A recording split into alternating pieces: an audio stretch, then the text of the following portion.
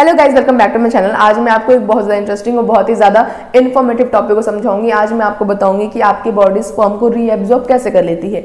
जैसे कि मैंने आप लोगों को पहले भी बता रखा है कि आपके पास टेस्टिकल्स है। टेस्टिकल्स को हिंदी में वृषण कहते हैं, आप उसे टेस्टिस भी कह सकते हो, ठीक है।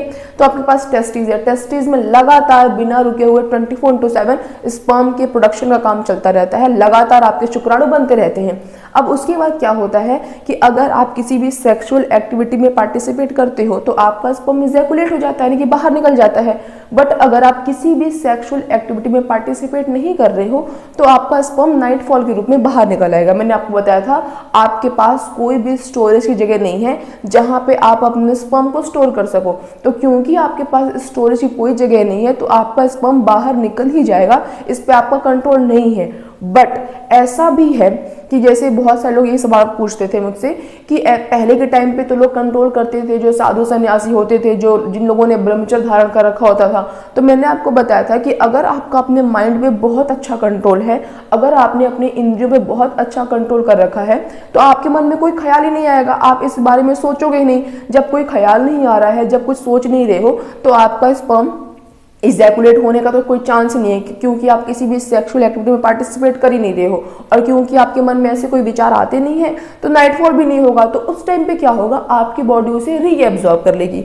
अब बहुत सारे लोग मुझसे पूछ रहे थे कि बॉडी रीएब्जॉर्ब कैसे कर सकती है। कुछ लोगों का तो जेन्युइन सवाल था कि मतलब मुझे मैम बताओ कि बॉडी स्पर्म को रीएब्जॉर्ब कैसे करती है। बट बहुत सारे लोग ऐसा सोच रहे थे, ऐसा कह रहे थे कि नहीं, ये पॉसिबल ही नहीं है, बॉडी स्पर्म को रीएब्जॉर्ब कर ही नहीं सकती है। क्योंकि हमने तो ये सुना हुआ है कि स्पर्म को स्टोर करने से ताकत बढ़ती है, बहुत ज्यादा दिमाग बढ़ता है। तो अगर बॉडी रीएब्जॉर्ब कर लेगी तो कैसे ताकत बढ़ेगा। तो देखो, मैंने आपको बता रखा है कि आपके पास स्टोरेज की जगह नहीं है।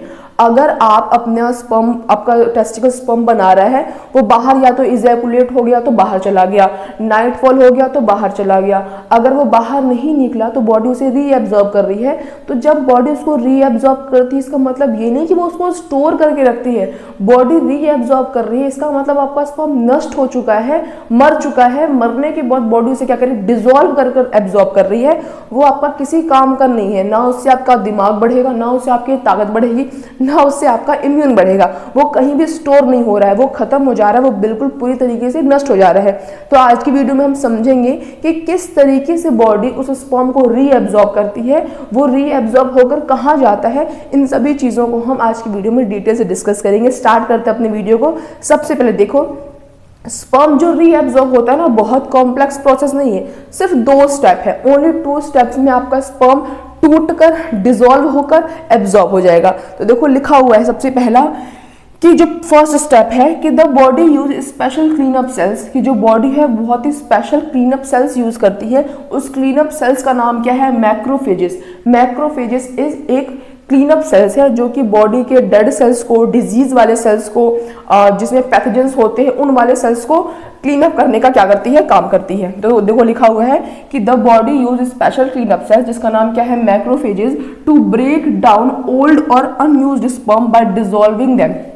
वो क्लीन अप कैसे करती है, आपका वो स्पर्म जो कि बहुत पुराना है या फिर जिस स्पर्म का आपने बिल्कुल इस्तेमाल नहीं किया है। बिल्कुल इस्तेमाल का मतलब आपने उसका यूज ही नहीं लिया, आपकी बॉडी में वो पड़ा है, आप उसके बारे में ना सोच रहे हो, ना उसको कहीं निकाल रहे हो, ना आपके मन में कोई ख्याल है।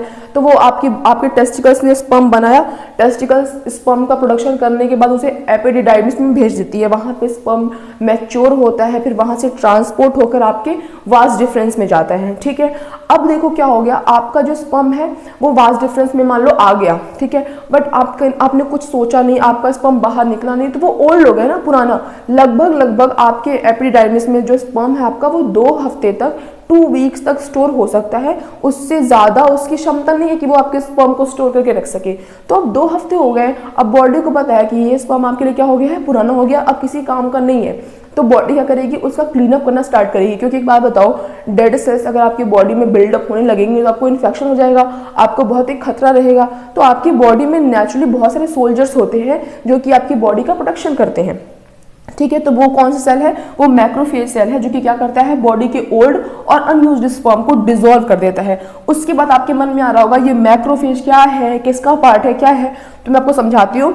जो macrophage develop from a type of white blood cells, white blood cells के टाइप से डेवलप होता है। कौन सा सेल? Macrophage cell. क्या होता है? देखो मोनोसाइट्स, देखो लिखा हुआ है कि macrophage develop from a type of white blood cells called monocytes. White blood cells का टाइप क्या है? मोनोसाइट्स। मोनोसाइट से क्या डेवलप होता है? मैक्रोफेज सेल्स डेवलप होते हैं। कैसे डेवलप होते हैं?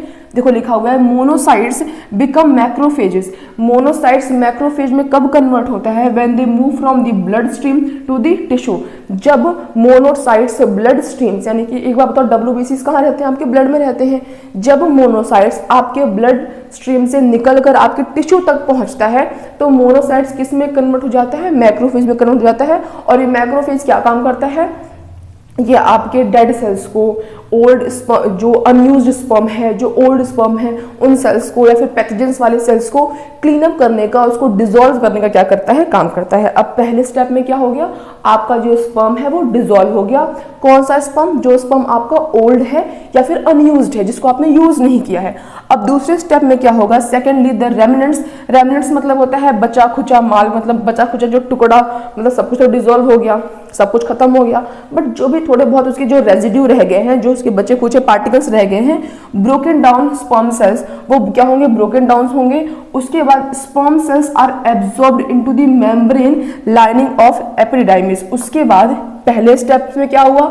मैक्रोफेज सेल ने ब्रेक डाउन करा, क्लीन अप करने का काम किया, डिसॉल्व कर दिया। डिसॉल्व होने के बाद अब क्या हो रहा है कि जो आपका एपिडिडाइमिस की जो लाइनिंग है, जो मेम्ब्रेन है, उसके जरिए जो बचा खुचा स्पर्म सेल्स है वो आपका एपिडिडाइमिस क्या करेगा? उसको रीएब्जॉर्ब कर लेगा, उसको नष्ट कर देगा। ठीक है। अब देखो बहुत सारे लोग अभी भी सवाल करेंगे कि ऐसा पॉसिबल नहीं है मैम, या ऐसा हो नहीं सकता है।